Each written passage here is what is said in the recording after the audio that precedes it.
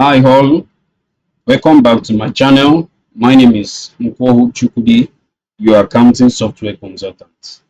So today I'm going to show you how to create sales order the right way using Quickbooks Desktop. So to do that, you click on Customers menu, you select Create Sales Order. Now, what is sales order? Sales order is a document issued by a business to confirm a customer request to purchase goods or services. So in a simple term, sales order is a document that contains the list of items that your customer want to buy. So that's what sales order is. And sales order comes with what we call a sales order number. It comes with a sales order number. So what is sales order number? Sales order number is a number that helps you identify a particular sales order. So that's what sales order number is. And the importance of you creating sales order is that it acts as an internal document for processing sales, and it helps you track inventory and revenue. So that's the purpose of you creating sales order. And sales order does not what affect your inventory. Does not affect your inventory. It's a non-posting transaction. So what I mean by it does not affect your inventory is that it is just an order that is being created.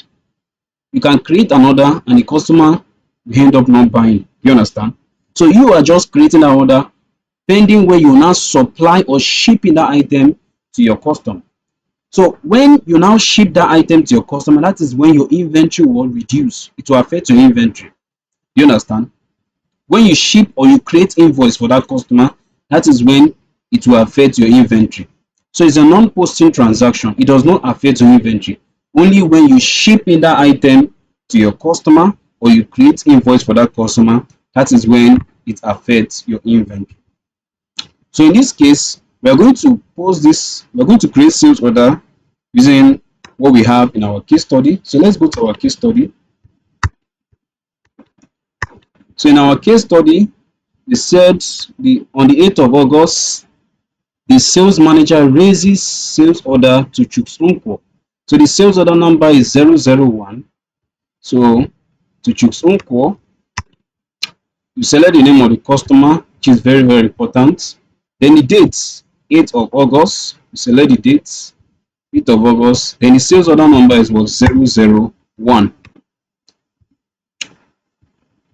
Then if you observe, you can see PO. Look at PO number.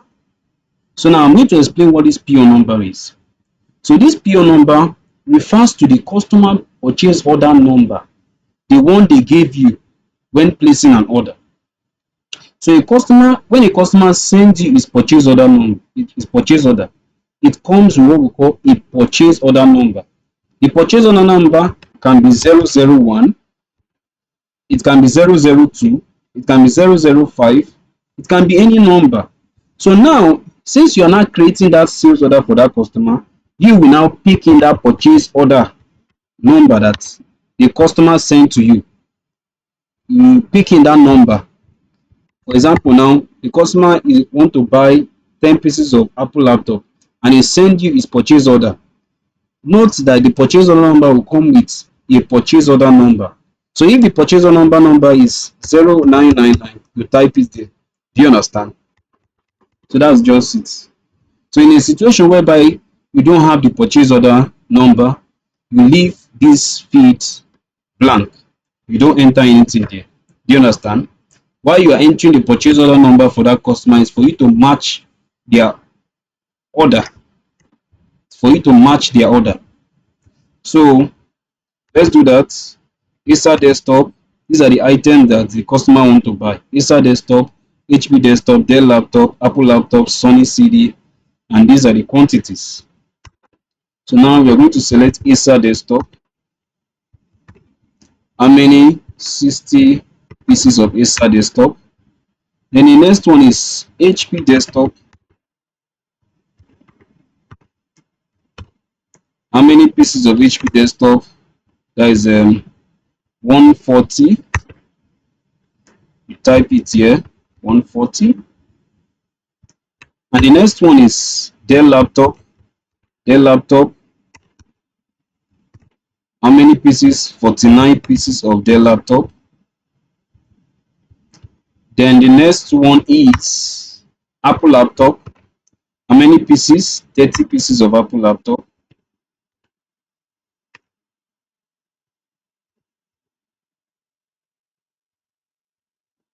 Then the next one is Sony CD, which is the last one. How many pieces? 100 pieces of Sony CD. Do the same thing, 100 pieces. So in total, everything is 32,590,000. So you check the case study tally with what you have. This is 32,290,000. That's what we have.